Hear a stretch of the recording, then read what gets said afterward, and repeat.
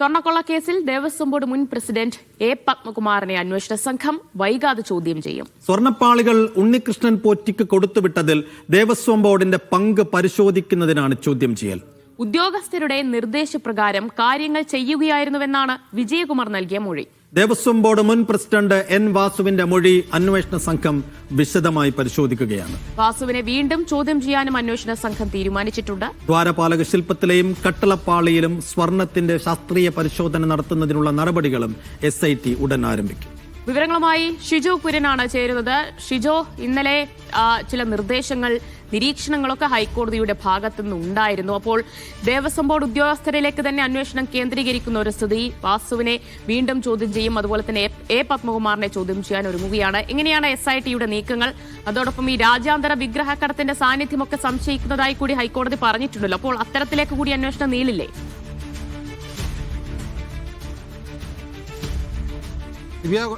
Good morning. ഇതിനകത്ത് ആദ്യഘട്ടത്തിൽ ശബരിമല സ്വർണ്ണക്കൊള്ളയുമായി ബന്ധപ്പെട്ടുകൊണ്ട് കുറെ കാര്യങ്ങൾ കുഴഞ്ഞു മറിഞ്ഞൊക്കെ ഇരിക്കുകയായിരുന്നു. പക്ഷെ അതിനകത്തൊക്കെ കൃത്യമായിട്ട് ഇപ്പോൾ ഇങ്ങനെ വ്യക്തതകൾ വന്നുകൊണ്ടിരിക്കുകയാണ്. ഇങ്ങനെ ഓരോന്നിങ്ങനെ തെളിഞ്ഞു വന്നുകൊണ്ടിരിക്കുകയാണ്.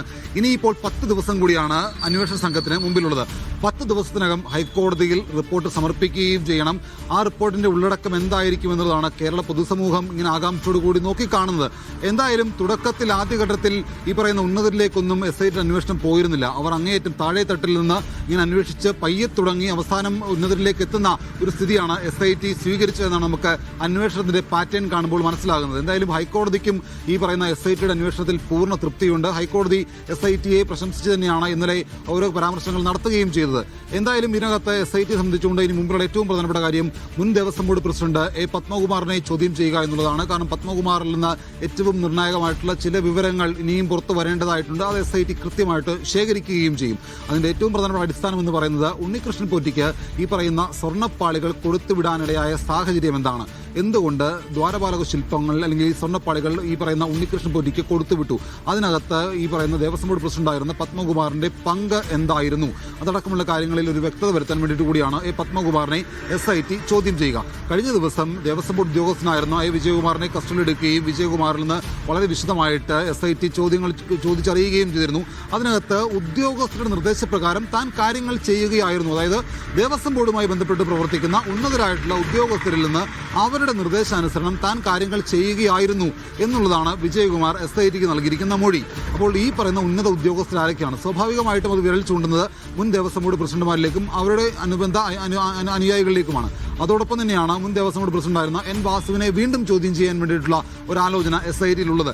എൻ വാസു നൽകിയ നിലവിലത്തെ മൊഴികൾ കൃത്യമായിട്ട് SIT പരിശോധിക്കുന്നുണ്ട്. അത് മറിച്ചും തിരിച്ചുമെല്ലാം SIT ഇങ്ങനെ അതുമായി ബന്ധപ്പെട്ടുള്ള വൈരുദ്ധ്യങ്ങൾ നീക്കാൻ വേണ്ടിയുള്ള കാര്യങ്ങൾ ചെയ്തുകൊണ്ടിരിക്കുകയാണ്. അപ്പോൾ അതോടൊപ്പം തന്നെയാണ് എൻ വാസുവുമായി ബന്ധപ്പെട്ടുകൊണ്ട് വീണ്ടും മൊഴിയെടുത്തുകൊണ്ട് മുന്നോട്ട് പോകാനുള്ള ഒരു ആലോചന SITക്ക് മുമ്പാകെ ഇപ്പോഴും തന്നെ ഉള്ളത്. എന്തായാലും ആദ്യഘട്ടത്തിൽ ഉന്നത ഉദ്യോഗസ്ഥരിലേക്ക് പോകാതിരുന്ന പ്രത്യേക അന്വേഷണ സംഘം നിലവിൽ ദേവസ്വം ബോർഡുമായി ബന്ധപ്പെട്ട് നിൽക്കുന്ന പ്രസിഡന്റുമാരടക്കമുള്ള ഉന്നത ഉദ്യോഗസ്ഥരിലേക്കാണ് ഈ പറഞ്ഞ SITയുടെ അന്വേഷണം പോകുന്നത്. നിലവിൽ ഇന്നലെ ഹൈക്കോടതി പറഞ്ഞത് രാജ്യാന്തര കള്ളക്കടത്തടക്കം ഇതിനകത്ത് പരിശോധിക്കപ്പെടേണ്ടതായിട്ടുണ്ട്. കാരണം അത്തരത്തിലുള്ള വലിയൊരു ശ്രമങ്ങൾ ഈ പറയുന്ന ശബരിമലയിലെ സ്വർണ്ണക്കൊള്ളയുമായി ബന്ധപ്പെട്ടുകൊണ്ട് നടന്നിട്ടുണ്ട്. അപ്പോൾ ഒട്ടും ചെറിയ കാര്യമല്ല. ഇതിനെ അങ്ങേയറ്റം ഗൗരവത്തിലാണ് കോടതിയും SITയും കാണുന്നത്. അതേ രീതിയിൽ തന്നെയാണ് അന്വേഷണം കൊണ്ടുപോകുന്നത്. ഒരു സ്ഥലത്ത് പോലും പിഴവ് വരാത്ത രീതിയിൽ എല്ലാ വശങ്ങളും ഇതിനകത്ത് ഉൾക്കൊള്ളിച്ചുകൊണ്ട് തന്നെയാണ് ശബരിമല സ്വർണ്ണക്കൊള്ളയുമായി ബന്ധപ്പെട്ടുള്ള SITയുടെ അന്വേഷണം ഇപ്പോൾ ഇതുവരെ പോയിക്കൊണ്ടിരിക്കുന്നത്. ഇനിയിപ്പോൾ 10 ദിവസം കൂടി, 10 ദിവസത്തിനപ്പുറത്തേക്ക് കോടതിയിൽ റിപ്പോർട്ട് സമർപ്പിക്കേണ്ടതാണ്.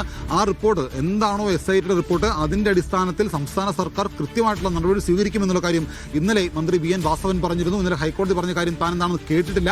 പക്ഷേ SITയുടെ അന്വേഷണത്തിൽ തൃപ്തിയുണ്ട്, അല്ലെങ്കിൽ ആ SITയെ പ്രകീർത്തിച്ചു എന്ന് പറയുന്ന കാര്യത്തിനകത്ത് അത് ഞങ്ങൾക്കും സ്വാഗതം ചെയ്യുന്ന കാര്യമാണ്. ഇതിനകത്ത് ആരായിരുന്നാലും X or Y എന്നുള്ള പ്രയോഗമാണ് മന്ത്രി നടത്തിയത്. ദേവസ്വം ബോർഡ് ഒന്നും അറിയാതെ ഇതൊന്നും നടക്കില്ലല്ലോ എന്ന് ചോദിക്കുമ്പോൾ അന്വേഷണ റിപ്പോർട്ട് വരട്ടെ, റിപ്പോർട്ടിന്റെ മുറയ്ക്ക് നമുക്ക് നടപടികൾ സ്വീകരിക്കാം എന്നുള്ള നിലപാടാണ് ദേവസ്വം മന്ത്രി VN വാസവൻ ഇന്നലെ സ്വീകരിച്ചത്.